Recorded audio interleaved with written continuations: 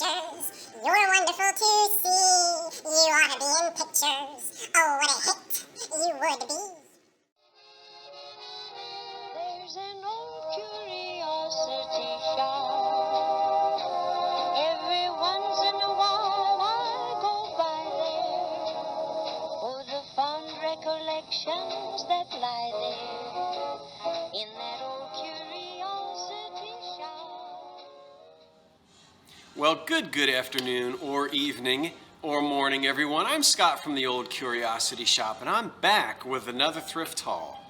I'm seated here in front of the window, and on the windowsill in front of me is a whole array of glassware and pottery and thus and such, actually from the 1920s, just after the turn of the century, into the 1960s. So there's a little bit of something for everyone.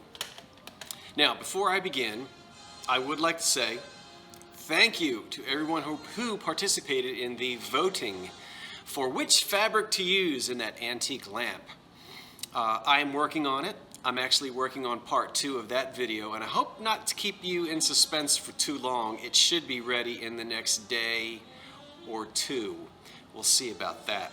But I read all of your comments, and I am tallying up the votes, so we're going to come back and finish up the restoration of that lamp. And I am still working on a haul of mid-century kitchen appliances and things. Little percolators and toasters and waffle irons and that kind of thing. I think you're going to enjoy that as well. I'm not quite ready yet, but that's, I'm always doing something, and I'm usually doing 5 or 6 things at one time. But today, it's just a thrift haul. Now, everything that you're going to see here today will actually be, or is, listed for sale right now, unless I tell you otherwise, in the Old Curiosity Shop. Now, that's my eBay store, and you can find the link to the shop in the description box below. Go and take a look if you'd like. Even if you're not interested in buying anything, maybe you just want to see better pictures and full descriptions, you can find them there as always. Okay, let me start off by showing you 1 or 2 things that I'm actually going to keep. We'll get those out of the way first. And I'll tell you whether it came from a thrift shop or a flea market. Now, how many times it's been a long day, you're tired, you're hungry, you're this and you're that. You just want to go home, and there's one more thrift shop on the way, and you just don't feel like it. You have to stop anyway. When you don't find anything, you get mad. But when you do find something, you say, I can't believe I almost didn't stop at that last shop.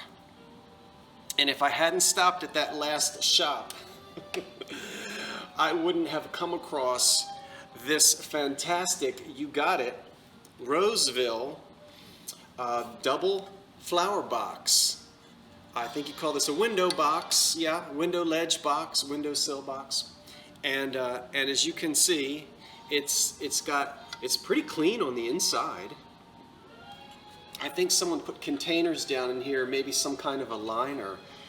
I love the colors. I think it might be a gardenia of some sort. Sure, that's a gardenia, isn't it? Anyway, stunningly beautiful, without any damage at all. I don't find any cracks or chips, which is really amazing. I always assume that pottery is going to be broken from this era. And of course, we know Roseville clearly marks its pieces on the bottom. And actually, I have to tell you, when I went into this came from a Goodwill, and it was $4.99. This is a Goodwill. When they bring out fresh items, they wheel it out in just an old metal shopping cart. This was on the bottom of the cart, covered in all sorts of bric-a-brac. And I think I screamed out loud, meticulously started moving things, hoping it wouldn't be crushed. And it literally was buried underneath everything you can imagine. But there it is. It's probably a piece that dates to the 1940s. And I'm keeping it. Out of all the Roseville that I've bought and sold over the years, I've never saved any for myself. I just happened to be attracted to this square form, and I decided I need a flower box. All right, so I'm going to keep a hold of that. I've also been finding some really nice examples of Art Deco and modern or Art Moderne, items. And this lamp here I showed on my community page. And if you take a look at it, it is fantastic. I paid $30 for this. Now let's talk about it for a minute. When you just, take a look at it, this is a form that came on the scene in the 1930s, but it continued to be made similar to this even into the 1960s, mostly with sort of wall sconces that would be not in the form of a upward sort of torchère lamp. But then again, as a couple of folks pointed out, it had a 1980s look as well. Well, there was a Deco revival in the 1980s. So when was it made? We have to start to really study it. And in my opinion, it's a piece that was probably made in the 1940s. I think it was made after the war. I'd say the late 40s. It's not as old as the 30s, and I don't believe that it was made any time past even the very, very early 50s. And the main reason for that, or a couple of reasons, is I start to look at the hardware, I look at the pull chain, I look at the old socket that's in there, and then I'm looking very closely, and I don't know how well you can see, but this is almost like those old metal Venetian blinds. You remember the great big thick ones that your grandparents had, and the strings always got tangled? Not the little plastic mini blind things. You know what I'm talking about. It's almost made out of that kind of material, yeah? And we can see the way the paint on the inside has aged. You see that? I'm also looking at the blonde wood. And it was popular in the 1940s to have these contrasting colors, sort of this blonde wood. And remember, this color green, this is still a 1930s color, right? 50s and 60s, we don't see this as much. Now that's not a definite, and there are always exceptions. But looking at the color, the materials, the finish that's on this, which is just an old-fashioned orange shellac. Remember in grade school we would get gourds and paint them with orange shellac. And there's no signature on it or anything. But I firmly believe that it is a homemade piece. Could it have been made in a high school wood shop? Yes. Could a weekend home crafting type person made this themselves in their garage in the 40s? Could have been, because we started to see electric power tools being purchased in the 1940s more so. Well, we didn't really have electric power tools readily available too much earlier than that.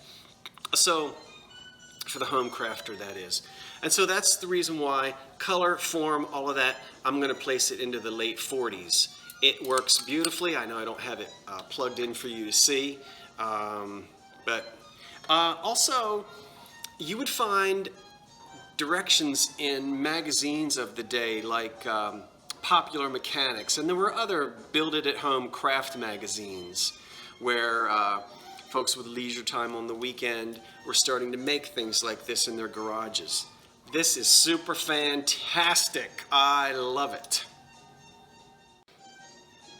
Now I've got a lot to get through, and I promise you I'm not going to talk quite as much at length with every single item that we have here, or we'd be here all afternoon. I'm going to show you one more piece of wonderful Art Deco that I'm keeping, and then everything else from here on out is for sale currently, right now, in the old Curiosity Shop. I went to an early morning flea market in Philadelphia. Oh, just a mile or so up the road here, maybe 2 miles, close to one of the bridges that crosses into New Jersey. And as I'm walking around, I may have to back up so you can see this whole thing, I found this. Get ready. Now, let's zoom in on it. Oh my goodness. It's a wedding photograph. We'll take a look at the married couple first. And it's hand tinted. But look at the Art Deco background, which is just behind them. And I have to back up so that you can actually see the whole thing. That is as deco as it gets.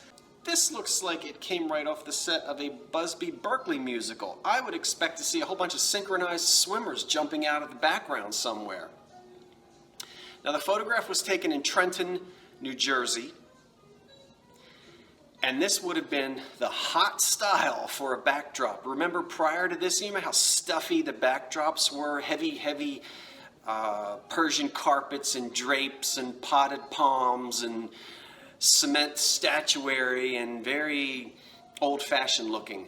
Boy, this couple, they were a modern husband. This is a modern husband and wife, and they wanted something modern for their wedding photo, and they sure got it. Let me stand up and just let you see a little more of that detail. I've never seen a backdrop quite so Art Deco on a wedding photo before, or almost any photo. Take a look at that. I know there's a glare. I'm not really one to collect antique photographs. For Pete's sake, I sure do have enough of them of my own, of family. But because of the deco, I'm going to put this in my own collection. What do you think? Isn't that fantastic? Okay. Blah, blah, blah, blah, blah. Now let's move a little faster. But before this gets too cold, I guess you can't see what I'm doing here. We all take a break, right? Let's have a little sip. Here we go. Going very quickly now because many of these things you have already seen. Made by McKee, no. Made by Hazel Atlas is the Chef Boyardee shaker. You've already seen that a couple of videos ago. Currently for sale. 1930s, part of a range set. Could be yours. A couple of you have been asking me, when are you going to list that Who's glass? 1930s lamp. Well, it is listed, and there it is. Now, the old light bulb is not included, but the full lamp, of course. And I think in the auction photo there's a shade. Now, that shade you don't get.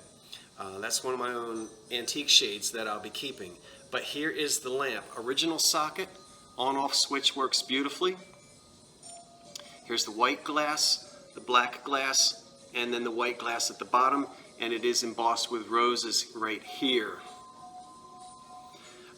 This is the original copper pieces to separate the glass sections, which I haven't polished, and somebody rewired it at some point. This wire is perfectly fine, so I didn't have to do anything else to it. There it is. Get yourself a nice sort of 1930s era shade, and you have a wonderful accent lamp. Who's glass often marked their pieces with little stickers. And whether you can see it or not, there it is. It's a little label. I don't know if I've got it upside down or not, but I'm trying to get it to where you can see it. But anyway, there it is, and I know it's not showing up well. That's a great lamp. And you could find them in all combinations. They came in black and pink and black and green and white and pink and black and you name it. Many different colors. Ribbon art was popular in the 1930s, and I don't think you're going to find one in any better condition than this. I couldn't believe it. I think we've already looked at it once or twice. Let's try to get the light. Well, we've got a little bit of a glare. Take a look at the pictures on the website. There's no fading, there's no bug damage, no water got in here, nothing's fallen apart.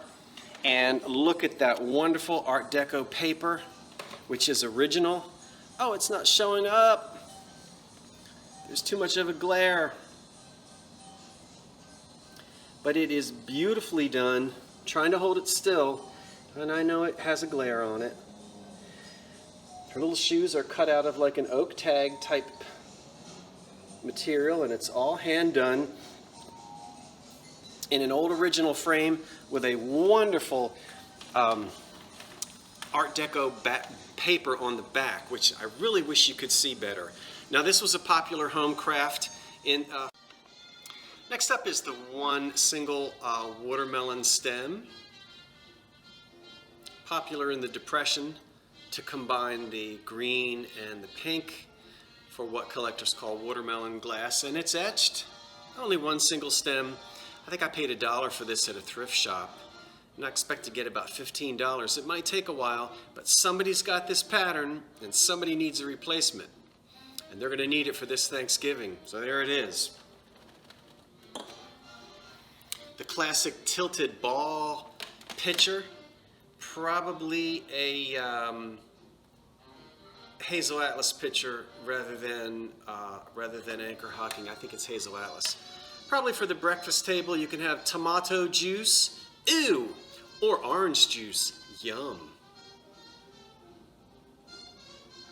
With the ice lip, there you go, Will. And it's a nice little one for your breakfast table. Nice and bright are the colors. Crystal clear with no damage on it. Now this is not crystal clear, but it might be able to be cleaned. It's this wonderful emerald green made in Czechoslovakia perfume bottle. There is a tiny flea bite right at the top of that etched stopper. The little dauber thing there is broken off, and a lot of times they are. Now the reason why I have liquid in it is because there is some cloudiness on the inside. I didn't really have a tool to get down in there and twist to scrub. So once again, we won't get into all of the different ways to clean it. Lime away, and I said we weren't going to get into it. Denture cleaner, toothpaste, vinegar, yeah, all that stuff. It might come out, it might not. But I have water in here to show you that when the water is in it, you don't really see the cloudiness too terribly bad, but it is there. It looks really bad in the auction photos. Go over and look at the auction photos, and this just looks like it's got cotton in it. But it's that cloudiness on the inside. I put hot water in there, shook it up, didn't clean it. So you're gonna have to be more aggressive, but anyone who buys this has to be aware that cloudiness on the inside might not come out. It is marked Czechoslovakian on the bottom. It's a really pretty color. And this is just plain water. You could even take water and put some food coloring in it and put a different color in there. If you can't get that cloudiness out and it bugs you, you could try that. So this is for auction. I think I'm auctioning this off right now at $12. Made sometime between the two world wars, probably in the 1930s. A piece made by Red Wing, but designed by Roseville. I think his first name was George, and a subscriber was kind enough to say, "Oh, I think that's a piece of Roseville." In fact, he or she knew that it was, and I appreciate that because the subscriber actually said, "And it can be found on thus and such page in such and such a book," and he or she gave all the details, and it helped me to track it down very quickly. I really like the sort of mottled glaze that you have here, this aqua green color, and it graduates down to almost a blue, sea blue type of a color. Really pretty. There's no damage on it at all. It's nice and clean, really on the inside and on the out.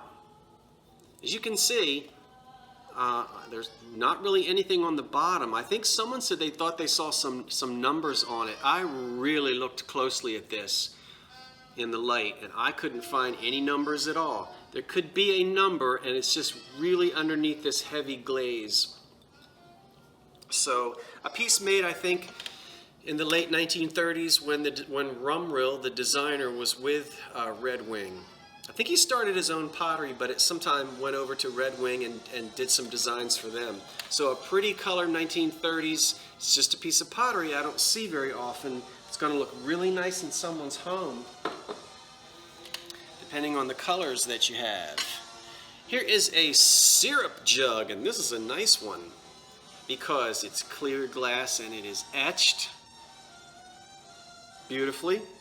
Just typical floral etching of that era with the stainless steel top and a sort of a butterscotch colored Bakelite handle. And it's not all gummed up with nasty syrup. I cleaned it. And the lid screws on and off tightly as it should. It says Made in USA on the bottom. And that's a nice one. Syrup your pancakes in style. This is really pretty. I just want you to look at it again. It's very tall and elegant. Clear glass, it's gilded. It has black paint and these wonderful hand-painted enamel flowers all around it. I have not done a whole lot of digging. Most of the glass companies had painted glass like this, even Fenton, in the 30s. And so Tiffin, Lancaster, Fenton, it could be a number of companies. But it's a beautiful, tall compote. And I would agree that I probably wouldn't put jelly in it. It's got a small bowl, so this is just great for little after dinner mints or something like that. Really a pretty piece. Nice and elegant. The paint is in good shape, and that dates to the 1930s. And this is a piece here made by Fenton, and you'll notice as soon as you see it, it's the beautiful aqua crest there, blue. But look at, and I need to get in certain light for you to see it. That's that opalescent, sort of translucent ring of fire formula of milk glass. Can you see through there? You can almost see my fingers through there. So it's not the thick, solid, opaque, white milk glass when the formula changed somewhere, I think, in the 50s. You guys know that, and I just can't remember. But there it is. Really pretty piece. As we can see through it just a little bit there. And it really shines in the light. I guess a nice little candy dish if you'd like to use it for that. Let's look at a mid-century piece. Here is a piece of Pyrex. And I remember the morning I found this because I had just walked in to this particular thrift shop and my nemesis was on her way out. And she had some bags. And she was literally walking out as I was walking in. Okay. Anyway, I thought, well, there's not going to be anything in there. Ha ha, she didn't see this. And no, they didn't just put it out. Well, maybe she saw it and it's just not her thing. You know, I walk by a lot of stuff that's just not my thing and I leave it on the shelf. So good for anybody who comes along and finds something that they fall in love with. You know, I'm just playing. So it's a pink Pyrex casserole dish with these daisies on it. And the condition is super fantastic. I think this is going to sell for $100. We'll see. Because of the pink, it's a pattern that is a little bit harder to find, I think, than some. Might not be as popular as the butter print. But you can just see how clean it is. I don't think it was used very much. It is chip and crack free. So that was great, and that was, I don't know, $5.99, something like that. Here are a couple of pieces I think you've seen. I think the other pieces, I'm going to really go fast. I finally got this listed. It's been sitting around, and it's that Synchro Products, you know, sort of fake wood stuff. Now, this was made in 1950. It's dated 1958 on the back, which is right in here somewhere. Really nice for fall. This is a wonderful little bread tray. Of course, you could do anything with it.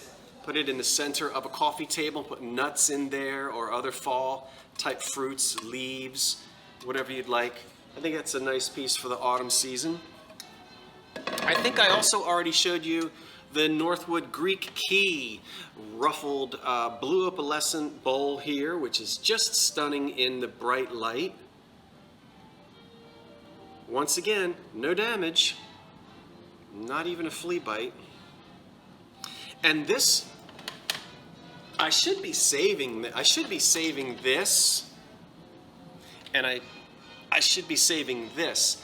This is wonderful glass, I think. You know, I've said this before. New Year's Day, we take all the decorations down. Some of you leave it up until Valentine's Day. I'm ready to have it down. And there's kind of this long, dark, gloomy January, February, where we don't really have any terribly exciting holidays when we decorate our homes. And if you like ice and snow, you know, why not go with this kind of theme at that time of year and add like silver-plated candlesticks and stuff like that. And it's just a way to sort of go ahead and celebrate the ice and snow of the winter months.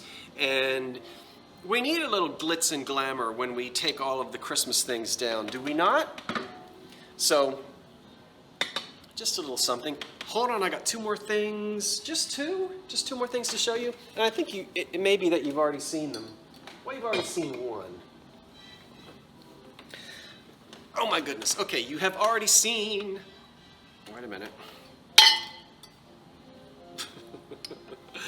You've already seen Fancy Turkey Toilet, and I think it's an L.E. Smith example. It is very heavy, and it is beautiful. These colors, you get this in the sunlight. I'm getting my hands all over it. There we can see it. See it better? I need sunlight on it for it to show you. But boy, is that a nice one. No damage on it. And if anyone still doesn't know, why is he calling it Fancy Turkey Toilet? Lisa, subscriber down in, are you in Dover, Delaware, Lisa? She saw me once find this, just the bottom, and she coined the phrase, that looks like a fancy turkey toilet. But, you know, when you find the lid, it even makes it more exciting. But that's a pretty one. Heavy. That thing weighs 3 pounds. Another nice piece in Amberina is this sort of handkerchief swung type of a vase. Mid-century, and as you know, I am an expert in nothing. I don't ever claim to be. And certainly when we get into the 50s and 60s glass and forward, my level of knowledge really drops off.